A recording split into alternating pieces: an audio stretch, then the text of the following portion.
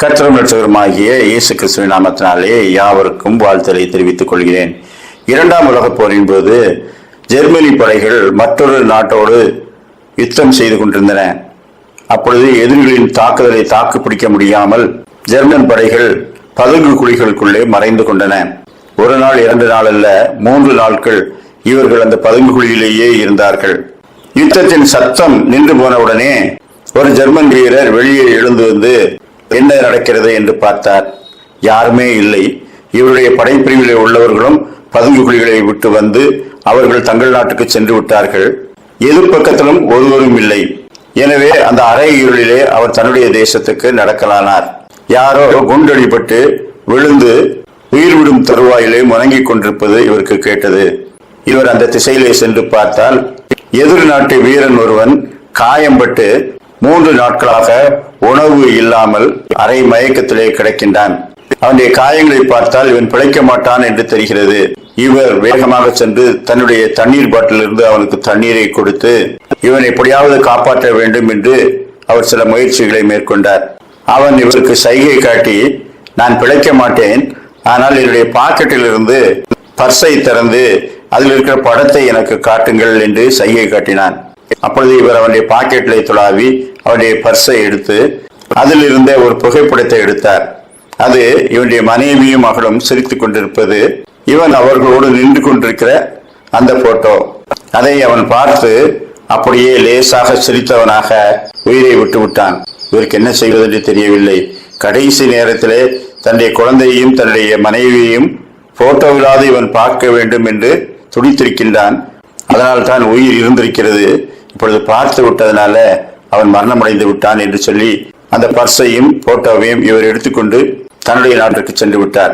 1 வருடம் கழித்து யுத்தமெல்லாம் முடிந்து 2 நாடுகளுக்கும் சமாதானம் நிலவிய போது இவர் தன்னுடைய இருப்பிடத்திலிருந்து அந்த நாட்டிற்கு அவனுடைய மனைவியையும் பிள்ளைகளையும் பார்த்து அவனை பற்றிய செய்தியை சொல்ல வேண்டும் என்று போனார்.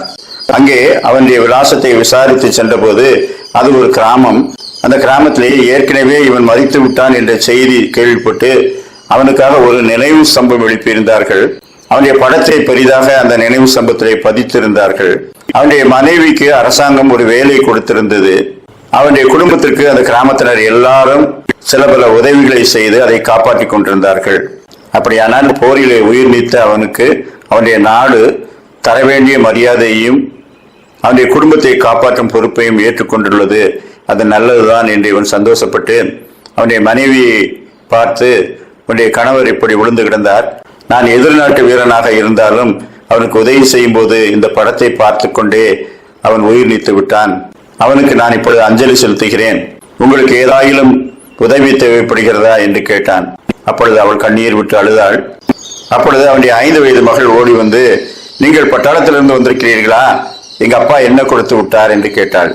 உடனே இவன் அந்த பிள்ளையை கட்டி அணைத்துக் கொண்டு முத்தமிட்டு, இந்த முத்தங்களைத்தான் கொடுத்து விட்டார். நடந்து முடிந்த இந்த போர் அவரிடத்திலிருந்து எல்லாவற்றையும் பறித்து கொண்டு விட்டது. அதனால கொடுப்பதற்கு இப்பொழுது இது மட்டும்தான் இருக்கிறது என்று சொல்லி இந்த முத்தங்களை கொடுத்து அனுப்பினார். மீறி முத்தங்களை நீ பரலோகத்துக்கு வரும்போது அங்கே தருவார் என்று சொன்னாள். அந்த குழந்தைக்கு அது புரியவில்லை. ஆனாலும் அப்பாவியான அநேக போர் வீரர்களை இந்த உலக போர் பலி வாங்கி இருக்கிறதே, அவருடைய குடும்பங்களுக்கு ஆறாத துயரங்களை தந்திருக்கிறதே, இது போன்ற போர்கள் இந்த உலகத்தில் தோன்றாமல் எப்பொழுதும் சமாதானம் நிலவ வேண்டும் என்று இவன் கடவுளை வேண்டிக் கொண்டு தன்னுடைய நாட்டுக்கு திரும்பினான். கர்த்தர் மட்டும் நமக்கு நித்திய லோகத்தை குறித்த நம்பிக்கையை தரவில்லை என்றால் இந்த உலகத்திலே நம்பிக்கை இல்லாமல் நாமும் ஆண்டு போயிருப்போம். நம்முடையவர்களை நாம் முகமுகமாய் காண்போம். பரலோகத்திலே ஒரு நாள் நாம் எடுத்துக்கொள்ளப்படும் போது கர்த்தருடைய கரத்திலே நமக்காக அவர்கள் காத்திருப்பார்கள் என்ற நம்பிக்கை தான் நம்முடைய துயரங்களை குறைக்கிறது என்று தனக்கு தானே சொல்லிக் கொண்டார். 1 தெசலோனிக்கேயர் 4ஆம் அதிகாரம் 16-18. ஏனெனில் கர்த்தர் தாமே ஆரவாரத்தோடும் பிரதான தூதனுடைய சத்தத்தோடும் தேவ எக்காலத்தோடும் வானத்தில் இருந்து இறங்கி வருவார். கர்த்தருக்கு எதிர்கொண்டு போக மேகங்கள் மேல் அவரோட கூட ஆகாயத்தில் எடுத்துக்கொள்ளப்பட்டு இவ்விதமாய் எப்பொழுதும் கர்த்தருடனே கூட இருப்போம். ஆகையால் இந்த வார்த்தைகளினாலே நீங்கள் ஒருவரை ஒருவர் தேற்றுங்கள். விசுவாசிகள் ஒருவரை ஒருவர் தேற்ற வேண்டும். நம்பிக்கையான வார்த்தைகளை சொல்லி கர்த்தரிடத்தில் நமக்கு ஆறுதல் இருக்கிறது என்பதை சொல்லி தேற்ற வேண்டும். அதை விசுவாசிப்போம்.